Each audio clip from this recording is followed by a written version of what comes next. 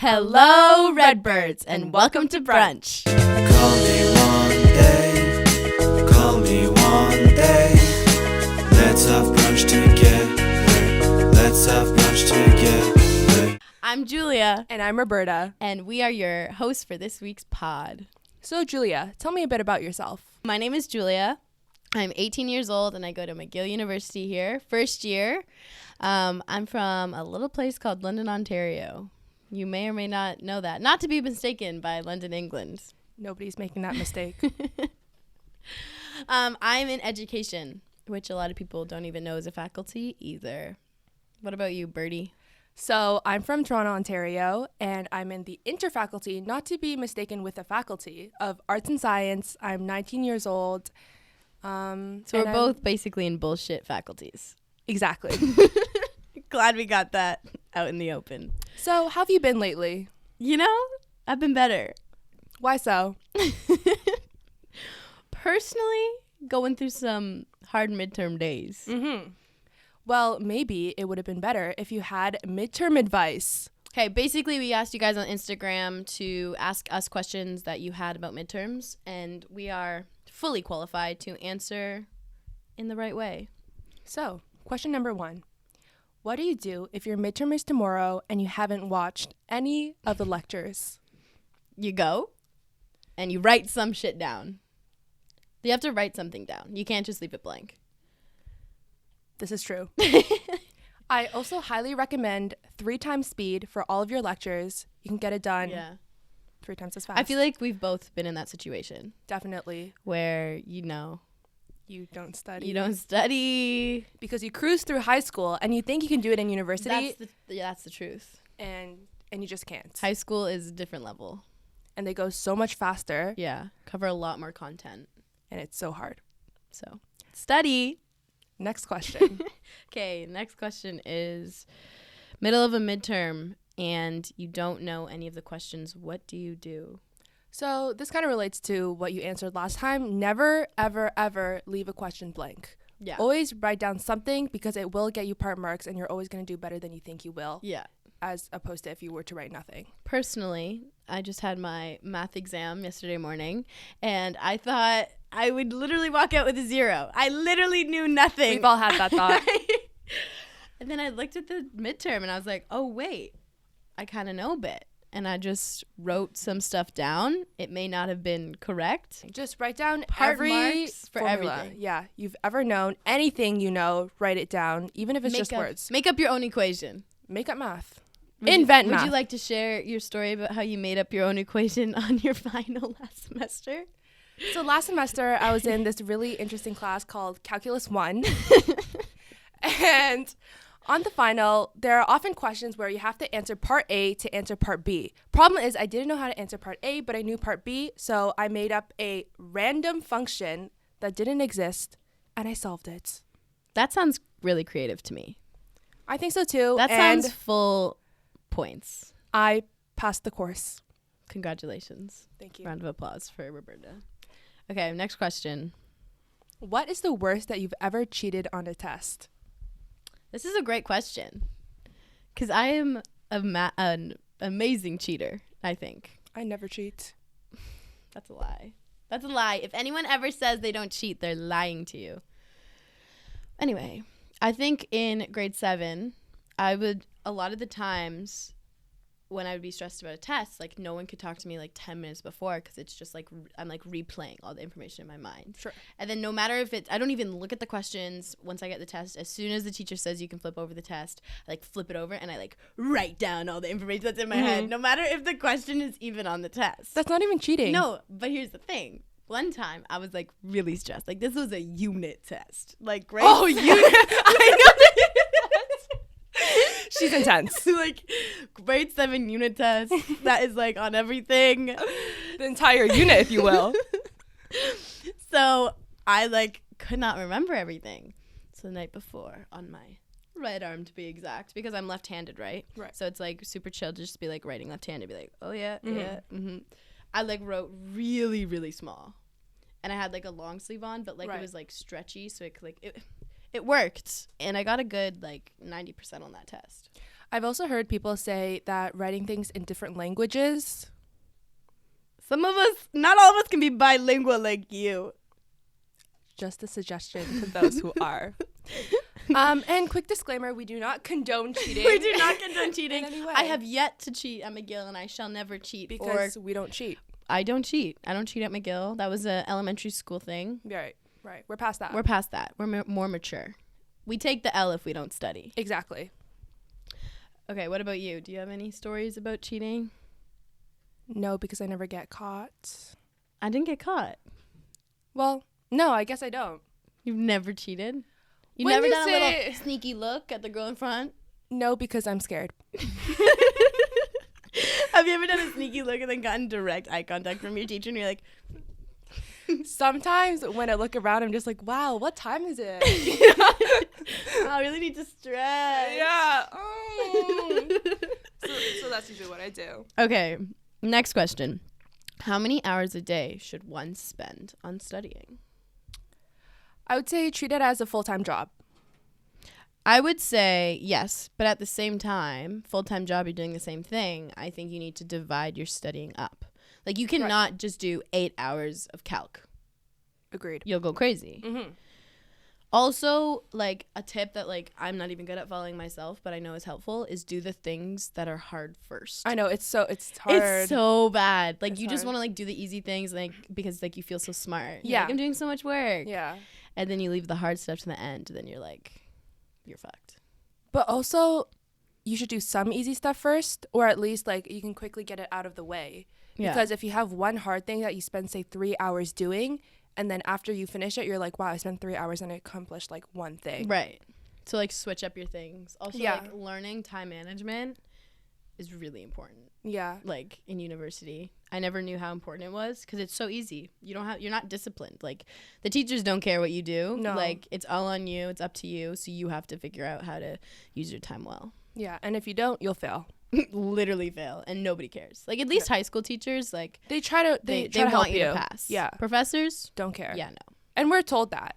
And we're told that first day of school. It's still a shock when it happens, though. you still end up sobbing yourself to sleep every night before the midterm. It's okay. You'll get through it, don't worry. All right. Next. What is the hardest course you've taken at McGill so far? My fellow friends are gonna meme me. She's in education. There's no such thing as a hard course. No, that's not true. Okay. Speak on behalf of all There the are hard education courses kids. in every faculty, I believe. You could be taking film. You still have to do hard things with film, Right. right? My hardest class right now is a course code of Math 111. And none of my friends take it seriously. Gary's laughing. None of my friends take it seriously because Math 111 is like, it sounds really low. Like, what was the first math you took? 139? 139. But it's just because it's a different strand. It's like education math. But that makes it even more difficult because I have no idea what's happening. Okay, what about you? For me, probably Phys 101 was really tricky, and Comp 202, especially because when they say a course is an intro course, they're lying to you. No, they're literally lying. Take it in high school or you will do so badly.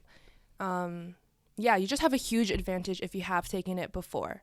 Because, like, in theory, you don't need to. In actuality, Yeah. Yeah. We're not going to talk about that class. Moving on. What are the best study spots on campus? Okay. Personally, first semester, I studied on campus a lot more, I feel.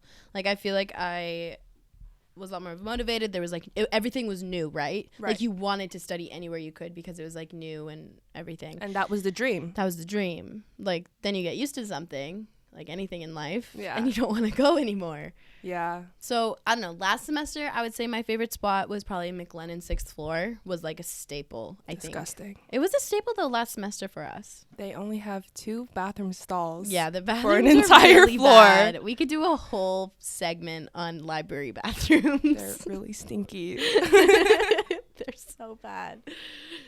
And then, I don't know, this semester, I would have to say cybertech, which I know you don't agree with. I hate cyber tech. Why do you hate cybertech? Please tell me.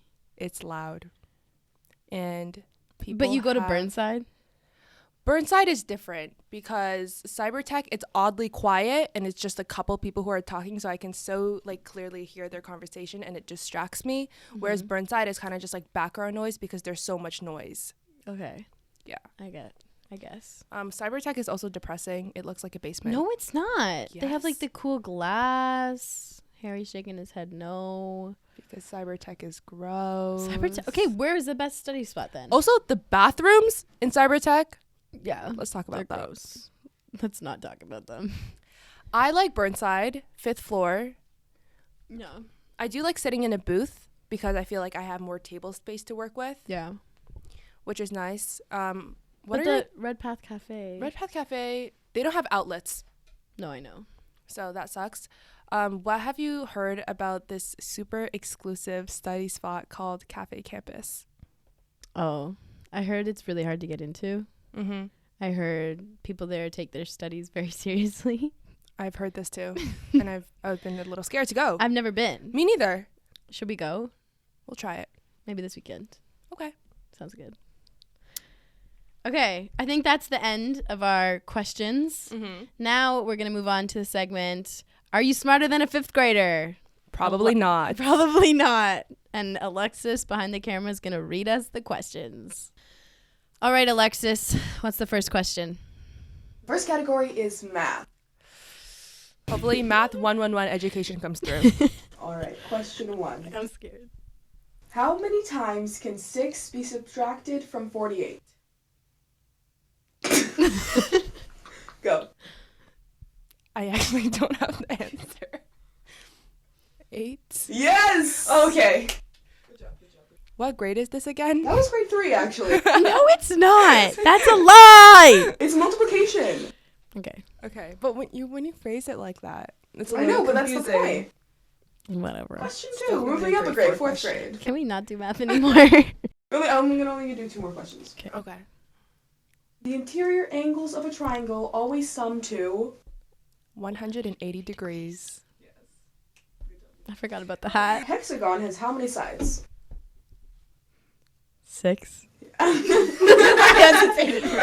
She got nervous. Okay, that's all for math because I feel like a lot of them are like, what's 100 times 1,000,003,000? So, Okay. you know. We can move on. We're moving to history. Ooh, I feel like I'm better in the history department. definitely. Actually, this is American history. Definitely not better in the American history. How about some ancient European Actually, shit? we have met some American friends now that Okay, we've moved true. here. The Statue of Liberty was gift from where? England. False! France. Correct. Oh. Statue of Liberté.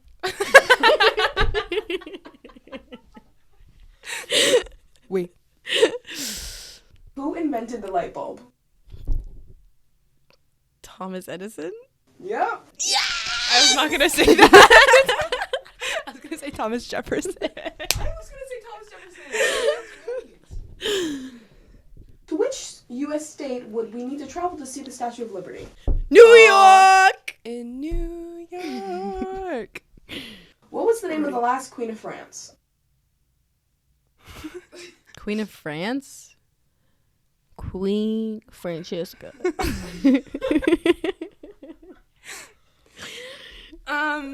This may or may not be the girl who really liked cake. Who? Can we get a first initial? Do you know? Was that hint good? Antoinette? Yes. Wait, could you? Never heard I of feel her. bad. I don't know who No, that I is. know her. She's the one who got her head chopped off, right? Who didn't get their head chopped off those days? Not many. Who commissioned the Lewis and Clark expedition? Can we get some background info on the Lewis and Clark expedition? Maybe perhaps think of Hamilton. George Washington. No. I don't think you're gonna know this Madison. Thomas Jefferson. one. Yeah. Shut up! Okay. Next, English language Okay. arts. I'm gonna Oh, fail this no. one. What is the name of the most famous English playwright? Romeo and Juliet. No, please. Go ahead, because you have the hat. I cannot believe I should have said Shakespeare. Yes. Oh. What is it? Wait, what was it? Playwright? Oh. This is why I'm going to fail English part. What is an antonym for beautiful? I don't know what an antonym is. Ugly. Correct. What? Opposites? Yes. Glad you figured that out from the beautiful, ugly context. What is the main character of a story called? Protagonist. Correct. I'm gonna say main character. What are the 5 interrogative or question words? Who, what, where, when, and why. That was so easy. She didn't know what interrogative question meant. As soon as you said. I think that's all for this one. We're into science now. I'm ready. What are the 3 states of matter? Go for it. Solid, liquid, gas. Yay! Nice. And also, there's another one. What is it called? Lava rock, whatever that. Plasma? Plasma. Aqueous, you mean? No, I think there's like a 4th state of matter. Plasma. I thought it was Is plasma. aqueous not just liquid? No, liquid mixed with No, aqueous is Don't you not. see that in the chemistry reactions? I've only ever taken Chem 110. And it was in there. I don't know. Anyway, next question. Anyway, moving on. What force pulls objects towards Earth's core and keeps humans from floating in the sky? Now Gravity! her stealing the science questions from me. Why do you often see lightning before you hear the thunder? Because light travels faster than sound. Ah. Which tool is used to estimate the likelihood of a certain genetic outcomes? It might be a shape that is very common in our everyday life. A tool? Can you repeat the question? Yeah. You know when you have genomes that are like AA? And like small a, yeah. Oh, a Punnett square. Correct. I did know that. Whew. Grade 11 chemistry or biology. That's right. What species can live on both water and land? Oh. What are those called? Reptiles? Amphibians. There we go. Amphibian. Yeah. Like a frog. Oh my god, I Or what the forgot about classic that example group. is salamander. Yeah, They yeah. always yeah. talk about her. The salamander. All right. Geography now. Okay, Oh. I'm good at. Oh, it's Oh, yeah, I'm American not good at though. geography. What is the score at? So Julia has 7 and Roberta is at 9. Close. And this is the last Last category. category. What is the largest country by size? Oh, fuck. Russia. Correct. Fuck. Okay, I forgot that I need my hands. What is the largest U.S. state by landmass? It's either I- one of two. I know. Fuck. And I don't know which one it is. My heart's telling me something different than my brain. If I say both of them and one of them's right, can I get the point? No. That's the audience. You know what? Sure. You're behind. It's. I think it's either. No, you have to get it. Okay. I Say think one. say one. Say one. Okay. Well, you can't steal it. Take it. What if you Okay. I think it from landmass. Landmass. I think it's California. Incorrect. Texas? Incorrect. What? I know. I thought it was Texas too, but now I understand. Alaska. Yes. Damn. I was between California and Alaska. I was between Texas and Alaska. Oh. I didn't even think California was an option. California's big, I thought. Texas is massive. I don't know geography, guys. When you say California, I was like, that was not what I was debating. Well, between. I thought it was I was like, damn, she Alaska. didn't. Like, now I have to make the decision. Anyway. What 2 countries does the Gulf of Mexico border? 2 countries. Go for it. USA Oh. and fuck. What the fuck is south of Mexico? Right? Is that the right thing I'm thinking of? I don't know. USA. Wait, what's the question again? What 2 countries does the Gulf of Mexico border? I'm just gonna say Canada and USA, and I don't know. Is it USA and perhaps Mexico? Yes. Wait, what? The Gulf of Mexico. It's called the Gulf of Mexico. What? That's a country? I'm so confused. Mexico a country? No, I know Mexico is a country. I thought you were saying like what two countries is in between Mexico. No, the Gulf of Mexico is like this body of water. Oh, it's a body of water. I didn't know that. A gulf? Did you say that a gulf was one word? Like A gulf. Like No. a gulf. Like a golf. Oh, okay. I knew that. Back to the English questions. This is the last question. Perhaps the tiebreaker. We're not sure. No. Don't let us know. Julia has no chance. Oh, Thank you. this is worth 1,000,000 points. This one can be worth. This one is worth This all is the everything. points. Yeah, this is. Here we go. I'm ready. And I don't know if any of you are going to know this one. Oh no. What measures distance north or south of the equator? Latitude or longitude? Latitude. Correct! Nice. Yeah. Yes. So I win all the points. You guys actually... Did we tie? We tied. just Good job. both win. You guys You are... tied. I'd say you're smarter than 4th graders. Maybe Oh, 5th thank graders God. is a stretch. That's okay. That's okay. Good job. Fourth graders are better than fifth graders anyway. Because the 5th graders are mean. Okay, now we asked you guys on our Instagram to ask us any first year questions because me and Roberta here are both first year students. Mm-hmm. So, Roberta, what do you do if you don't like your roommate? This is a really good question. Fun fact. Me and Julia are roommates. We are roomies by choice. By choice because we didn't know each other before we came here. And we both had a single room. Like, we both had double rooms, but we were the only people living in it. Our roommates because- never showed up. Exactly. And then one day, my roommate showed up out of the In blue. the middle of the semester. I was unfairly furious that someone else had As you moved should into my be. room. And at this point, I had become friends with Julia, who lived Yeah. on the same floor as me, and I moved in with her until her roommate Wait, almost came. she moved in unofficially. I We moved in never got a unofficially. key. Like, we left the door open, but all of her stuff was in my room. But then I got Yes. an email saying over Christmas break, my roommate was going to appear. And I said, not today, son. Never. Never. And I moved in. And she got moved to Officially. my other room. And now my roommate's rooming with your roommate. So, in conclusion, if you don't like your roommate, Move. move. Honestly, and ditch move. them. Because there's actually a lot of situations that we know, like, of our friends Yeah. moving because of roommates and things. Like, it's honestly, like, you go home to them. Like, that's where your bed is. So you want to definitely, you don't have to be best friends. And I don't even think you have to be friends with your roommate. Yeah. But you have to have enough respect to share the same limited amount of space that Very we limited. have. Okay. Number 2. Number 2. Would you recommend Res? So, as someone who is honestly on the fence, Really? yes, because res is really expensive. Unfairly expensive. It's really expensive and it's a shithole. Like, She's disgusting.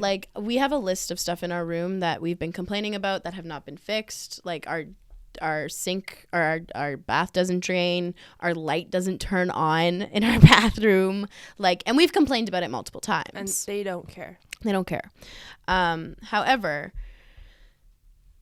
I've met a lot of my really, really good friends in res, I feel, and I think I'd feel really like this disconnect with meeting new people because especially now we're still in COVID days. We still, like we just went through a whole other variant a month ago. There's not many places you meet people. And I think res was like a massive part. And that was one of the reasons why I ended up doing res was because I felt, and I also moved. Like maybe if you're from the city, I wouldn't recommend res. Live at home, have good food. Like I took that for granted. So did I. But if you're leaving, definitely recommend res. You just need to know what to expect because the videos aren't always what they seem. McGill tries to paint their reses as really nice and like they're just not. We live in C4, which was both of our like last choices. And actually I didn't get res in the beginning, even though they said you are guaranteed res if you fill out this form, and I did, and they didn't. They put me in this really weird thing called temporary res.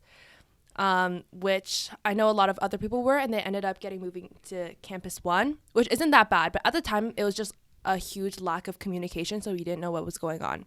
And it's because of half capacity, right? Yeah, because they didn't have everything at full capacity. But yeah, I would recommend res if you can afford it, because it's really fun and it is fun. It captures that student experience that you want when you move to university. Definitely. And also I feel like all of us are kind of like, oh fuck, like we have to get through this semester, like get through exams. Then we like actually think about it and we're like, this is our last couple months in residence. Yeah. Like once, you know, I know we've signed a lease for next year. Most of our friends have signed a lease for apartments. Like that's that. Yeah.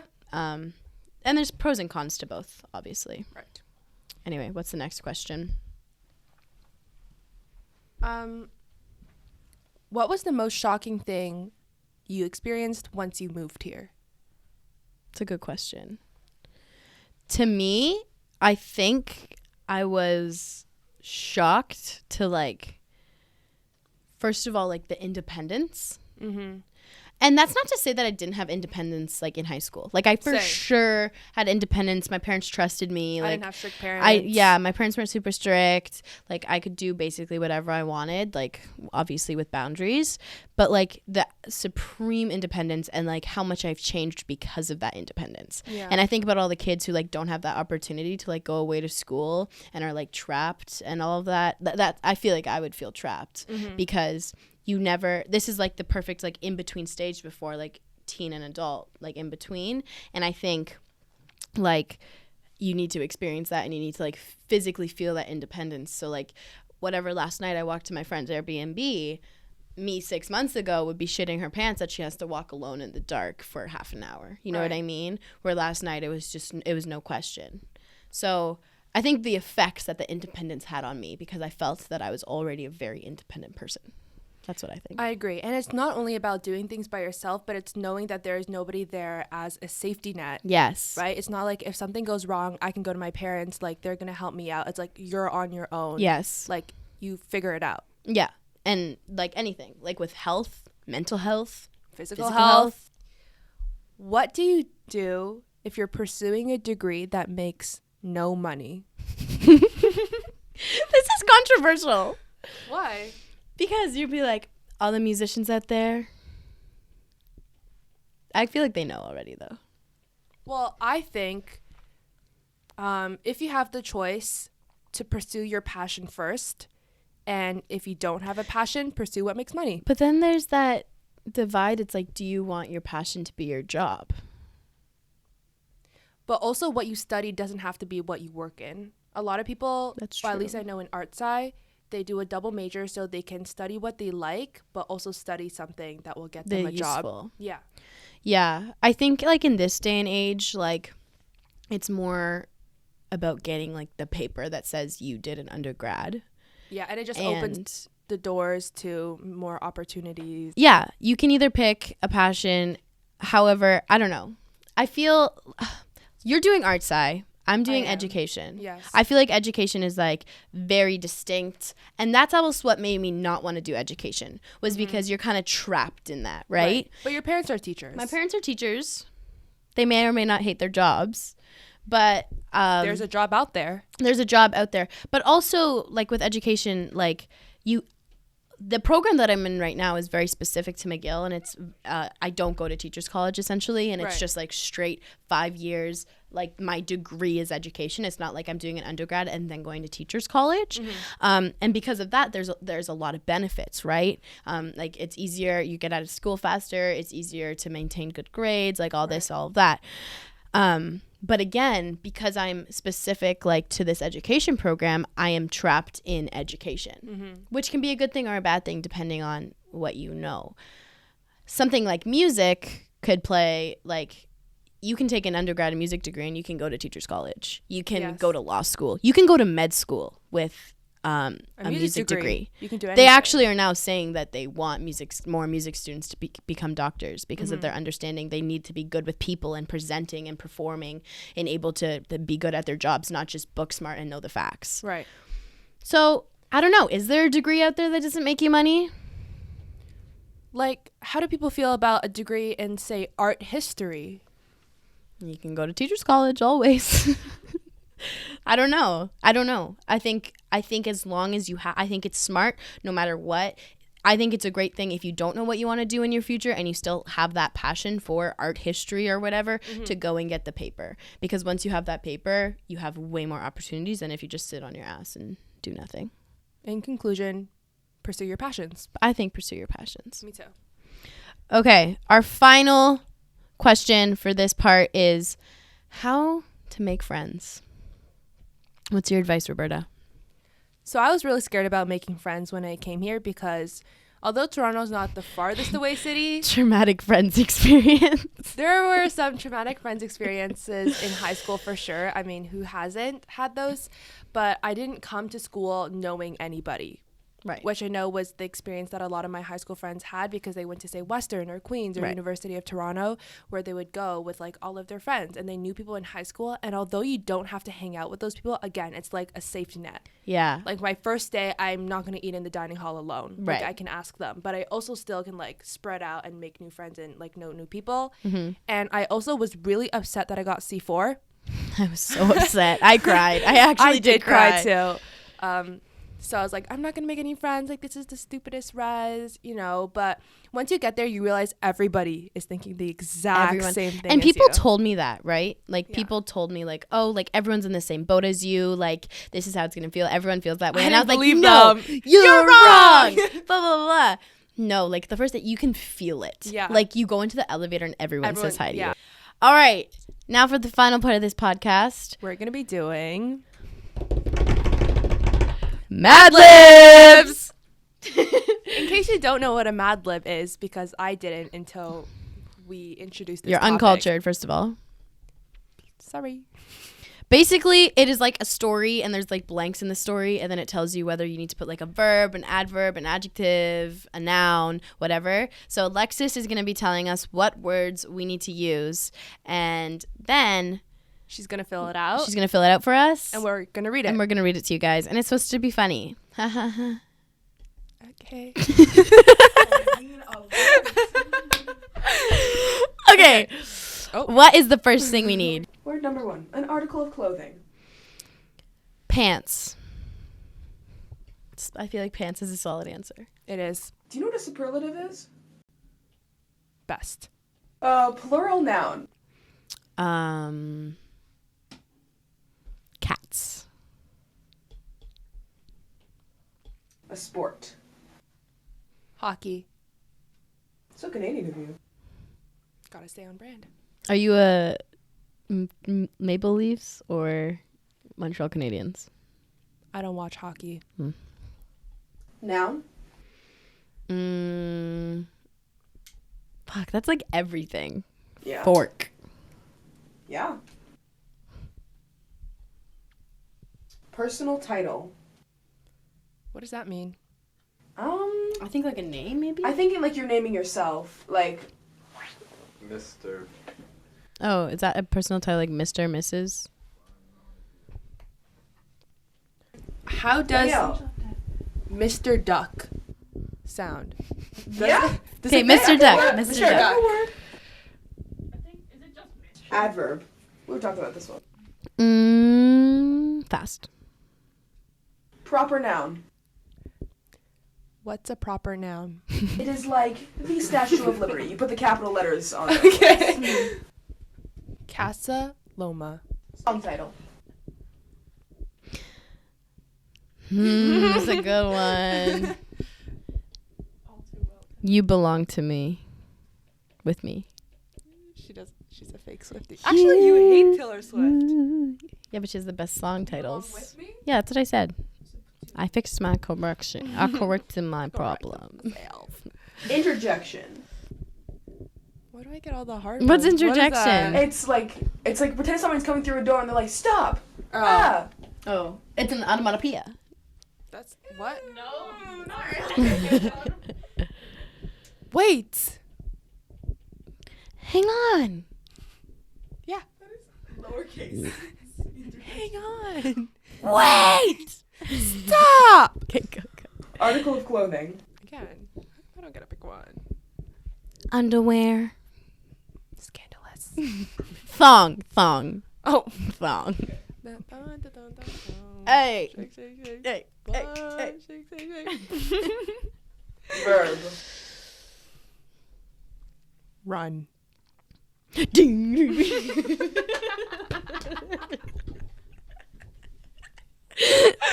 Uncalled for.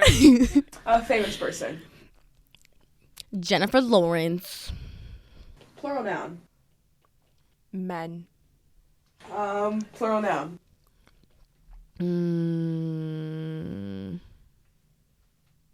Woman. I was thinking you were gonna say that. That's good. Article of clothing.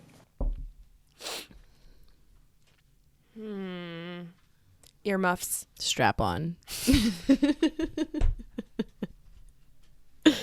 Adjective. Colorful. And field of study. Computer science. Thank you.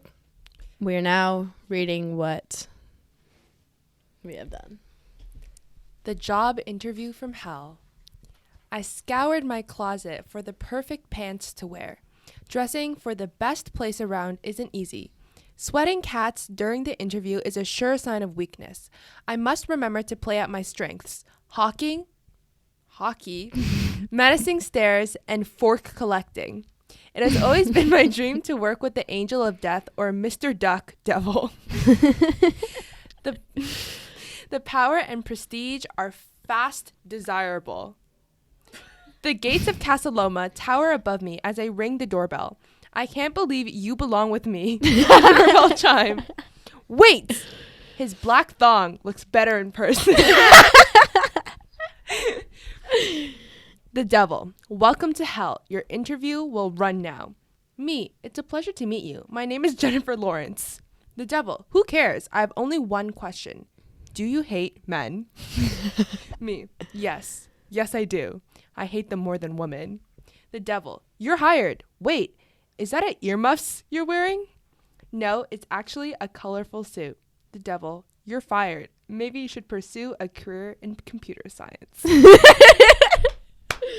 That's was funny. funny. That's funny. They were a lot funnier when I was 12.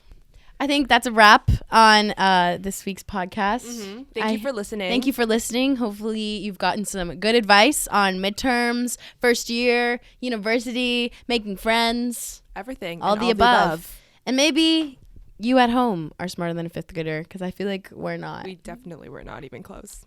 Anyway, guys, it was really fun being here, and hope to see you guys next week. Bye. See ya.